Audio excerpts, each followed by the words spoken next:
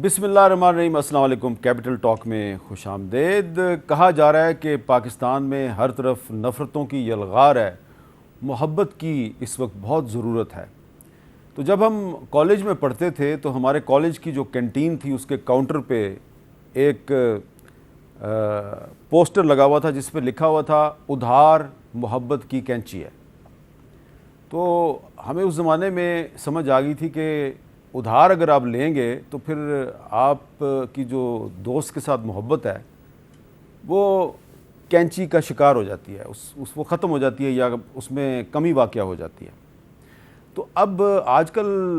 ہم سن رہے ہیں کہ فلاں دوست ملک نے ہمیں اتنے ارب ڈالر دے دیے، فلاں دوست ملک نے ہمیں اتنے ارب ڈالر دے دیے۔ تو میں کبھی کبھی سوچتا ہوں کہ وہ جو ایک ہم نے زمانہ طالب علمی میں یہ سیکھا تھا کہ ادھار محبت کی کینچی ہے، تو یہ دوست ملک جو ہیں یہ ہمیں ادھار دے کے پھر ہمارے سے جو محبت ہے وہ برقرار رکھیں گے یا نہیں رکھیں گے۔ اور یہ آج میں یہ بات آپ سے کیوں کر رہا ہوں، اس لیے کہ آج میں وزیر اعظم شہباز شریف صاحب کی تقریر سن رہا تھا، تو ان تقریر کے دوران انہوں نے ایک جملہ بولا اور اس جملے نے مجھے چونکا دیا اور مجھے اچانک یاد آیا کہ بہت سال پہلے میرے کالج کی کینٹین پہ لکھا تھا ادھار محبت کی کینچی ہے۔ سنیں آج وزیر اعظم نے کیا کہا۔ میں آج باہر جاتا ہوں یا ہمارے دوسرے زعماء باہر جاتے ہیں تو باہر کے لوگ جب ہمارا استقبال کرتے ہیں تو میں ان کے چہروں کو دیکھتا ہوں، وہ یہ کہہ رہے ہوتے ہیں پکار پکار کر یہ آگے ہم سے پیسے مانگنے۔ تو یہ جو وزیر اعظم صاحب نے بات کی یہ لگتا ہے ان کے دل سے نکلی، کیونکہ وزیر خزانہ اسحاق ڈار صاحب تو قوم کو مبارکباد دے رہے تھے کہ مبارک ہو کہ ہمیں جناب آج بھی 2 ارب ڈالر مل گئے سعودی عرب سے، لیکن وزیر اعظم صاحب جنہوں نے کہ پچھلے دنوں پتہ نہیں کہاں سے مانگ تانگ کر آئی ایم ایف کی جو شرائط ہیں ان کو پورا کیا اور پاکستان کو ڈیفالٹ سے بچایا، وہ آج آپ کو یہ بتا رہے ہیں کہ جب میں جاتا ہوں باہر تو جو دوست ممالک کے سربراہان ہیں ان کے چہروں پہ لکھا ہوتا ہے کہ آ گئے ہیں ہم سے پیسے مانگنے۔ تو میں صرف یہ ایک سوال جو ہے اس پہ آج یہ بات کرنا چاہ رہا ہوں کہ کیا ادھار لے کے قرضے لے کے پاکستان اپنی معاشی خود مختاری کو برقرار رکھ سکتا ہے؟ اور اس کے علاوہ ہم الیکشن کی طرف جا رہے ہیں، یہ میری امید ہے ہو سکتا ہے کچھ لوگ مجھے بیوقوف کہیں کہ الیکشن کی بات کر رہا ہے، تو لیکن مجھے یقین ہے کہ آئین پاکستان کے مطابق 2023 جو ہے یہ پاکستان میں الیکشن کا سال ہے، تو الیکشن کی طرف ہم جا رہے ہیں، لیکن ساتھ ہی ساتھ جو ہے وہ روزانہ کوئی نہ کوئی گرفتار ہو جاتا ہے اور ناقابل ضمانت وارنٹ گرفتاری بھی جاری ہو رہے ہیں۔ تو ایسی صورتحال میں کیا الیکشن ہو پائے گا، اس پہ بھی ہمیں بات کرنی چاہیے۔ ہمارے ساتھ گفتگو کے لیے موجود ہے جناب سینیٹر مصدق ملک صاحب، وزیر مملکت برائے پیٹرولیم، سینیٹر مشتاق احمد خان صاحب کسی تعارف کے محتاج نہیں ہیں، اور بیرسٹر گور خان صاحب جو وکیل ہیں پاکستان تحریک انصاف کے۔ مصدق صاحب، یہ جو میں نے بات کی ہے کہ ادھار محبت کی کینچی ہے، یقیناً بڑی ایفرٹ سے پاکستان جو ہے اس کو ڈیفالٹ سے بچا لیا گیا ہے اور ادھر سے پیسے تو آ گئے، لیکن سوال یہ پیدا ہوتا ہے کہ آپ ایک دوست ملک سے جب ادھار لیتے ہیں تو پھر وہ دوستی تو نہ رہی، پھر تو وہ آقا اور غلام والا رشتہ بن گیا۔ وہ آپ کا میرا کالج کا تھوڑا سا اوور لیپ ہے، اچھا شاید 1 آدھ سال کا فرق ہو۔ تو میں پہلے ایف سی کالج میں تھا، پھر گورنمنٹ کالج میں آیا، آپ گورنمنٹ کالج میں تھے غالباً۔ تو مجھے اب وہ نام گورنمنٹ کالج کے بھائی یاد کر رہا تھا، وہ جو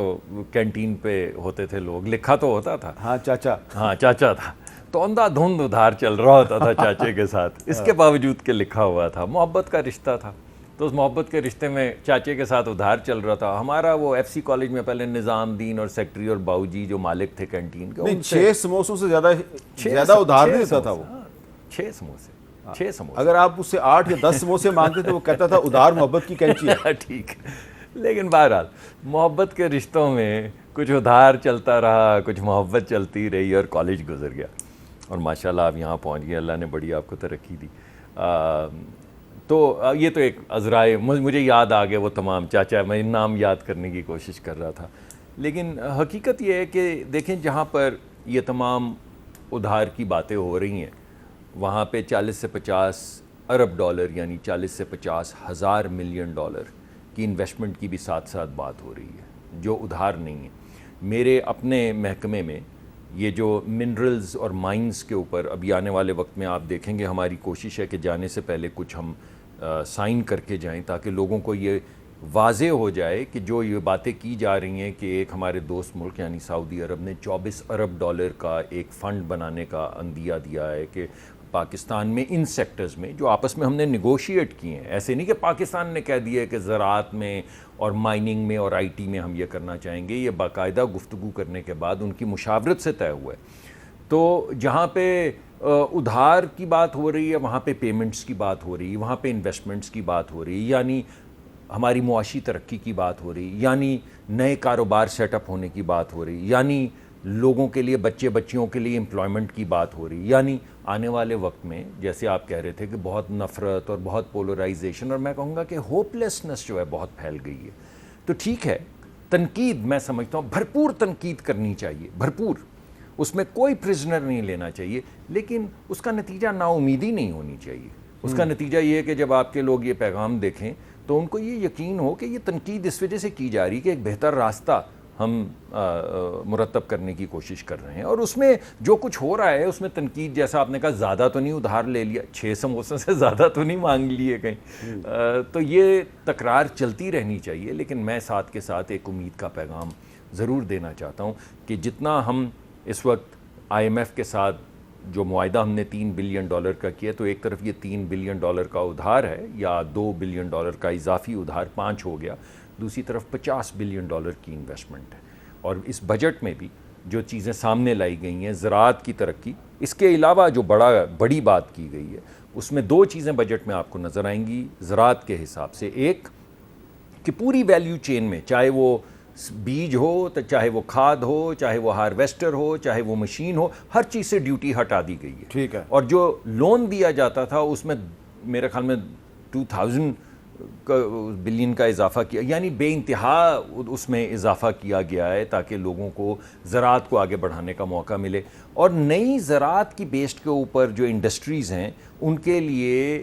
انٹرسٹ، لوور انٹرسٹ کے اوپر حکومت فراہم کر رہی ہے کہ آپ یہ جو لیکن یہ اس پالیسی کے جو ثمرات ہیں یہ تو اگلے سال آئیں گے نا؟ نہیں جی، اگلے دیکھیے، ابھی آپ نے حکومت کی تو بات 20 دن کی تو بات نہیں کی، آپ نے تو بات پاکستان سے شروع کی۔ جی جی، تو جب بات پاکستان کی ہے تو پھر حکومت سے کیا غرض؟ بالکل ٹھیک ہے۔ اچھا مشتاق صاحب، آپ کا کیا خیال ہے کہ یہ دوست ممالک سے جو ہم ادھار لے رہے ہیں اور قرضے لے رہے ہیں تو اس سے ہماری معاشی خود مختاری قائم رہے گی؟ بسم اللہ الرحمن الرحیم، بہت شکریہ جی۔ آپ سینیٹر صاحب بات کر رہے تھے کہ 6 سموسوں پر حد، ہماری کوئی حد نہیں ہے۔ پاکستان میں ایک قانون ہے، اس کو کہتے ہیں FRDL 2005، fiscal responsibility and debt limitation act 2005، جس کے تحت پاکستان 60% آف دا GDP سے جب اس کا قرضہ بڑھ جائے تو قرض نہیں لے سکتا۔ اس وقت آپ کو پتہ ہے کتنا ہے؟ مور دین 100%۔ تو ہماری کوئی حد نہیں، تو ہم اپنے قانون کو ہم اپنی ہی قانون کو توڑ چکے ہیں۔ اچھا پھر آپ یہ دیکھ لیں کہ قرضے ہم نے کب نہیں لیے۔ گزشتہ 1 سال میں 15,000 ارب روپے کا قرضہ لیا ہے اسٹیٹ بینک کے مطابق، PDM کی حکومت نے۔ پر ڈے 34 ارب روپے کا قرضہ لیا ہے، 2.5 لاکھ روپے ہر پاکستانی مقروض ہو چکا ہے، 60,000 ارب روپے تک پاکستان کا قرض جو ہے پہنچ چکا ہے۔ ابھی اسحاق ڈار صاحب یعنی ہم اس پہ خوش ہو رہے ہیں کہ اچھی خبریں آ رہی ہے، یہ تو صدیق صاحب بہت اچھی باتیں کر رہے ہیں کہ انویسٹمنٹ آ رہی ہے، اس پہ خوش ہو رہے ہیں، لیکن اسحاق ڈار صاحب اس پہ خوش ہو رہے ہیں کہ قرضے آ رہے ہیں۔ $3 ارب آپ کو IMF نے دیا، $2 ارب آپ کو سعودی عرب نے دیا، 50 کروڑ ڈالر آپ کو ADP اور ورلڈ بینک نے دیا۔ میر صاحب اس کا نتیجہ کیا ہونا چاہیے؟ اس کا نتیجہ یہ ہونا چاہیے کہ قیمتیں کم ہوں، عوام کو ریلیف ملے، لیکن جیسے ہی یہ قرضے آئے آپ نے 50% گیس کی قیمتوں میں اضافہ کیا، آپ نے 4 روپے یونٹ بجلی کی قیمت میں اضافہ کیا، آپ نے 10 روپے پیٹرولیم لیوی کا اضافہ کیا، آپ نے 7 روپے لیٹر ڈیزل کا اضافہ کیا، تو عوام کو کیا ملا؟ یہ قرضے کہاں جا رہے ہیں؟ پھر آپ سینیٹر مصدق صاحب نے جس طرح کیا کہ قرضوں کے لیے تو حال کا صیغہ استعمال کیا، انویسٹمنٹ کے لیے مستقبل کا صیغہ استعمال کیا کہ یہ ہوگا۔ دیکھیں یہ اس طرح پہلے بھی فرینڈز آف پاکستان کے نام سے چیزیں بنی تھی، اس کے نتیجے میں آپ کو پتہ ہے کہ کیا ہوا ہے۔ اصل مسئلہ یہ ہے کہ معیشت کو اپنے پاؤں پہ کھڑے کرنے کے لیے جو ڈراسٹک چینجز لینی چاہیے وہ ہم نہیں لے رہے ہیں، اور وہ کیا ہے میں ایک جملے میں بتاتا ہوں۔ قرض دینے والے ممالک کی آسٹیریٹی اپروچ دیکھ لیں، وہ سائیکلوں پر آتے ہیں، وہ عام لوگوں کی طرح زندگی گزارتے ہیں، اور قرض لینے والوں کی اپروچ دیکھ لیں حکومت کی کہ 93 رکنی کابینہ ہیں، اور اس میں کچھ وزیر ایسے ہیں جو 1 سال سے وزیر بے محکمہ ہیں لیکن وزیر ہیں، اور آپ ان کے پروٹوکول کا آپ دیکھ لیں کہ اس پورے ایک سال میں حکومت نے کوئی ایسا سٹیپ لیا ہے کہ جس سے انہوں نے اپنی طرز زندگی عوام کی سطح پہ لانے کی کوئی کوشش کی ہو.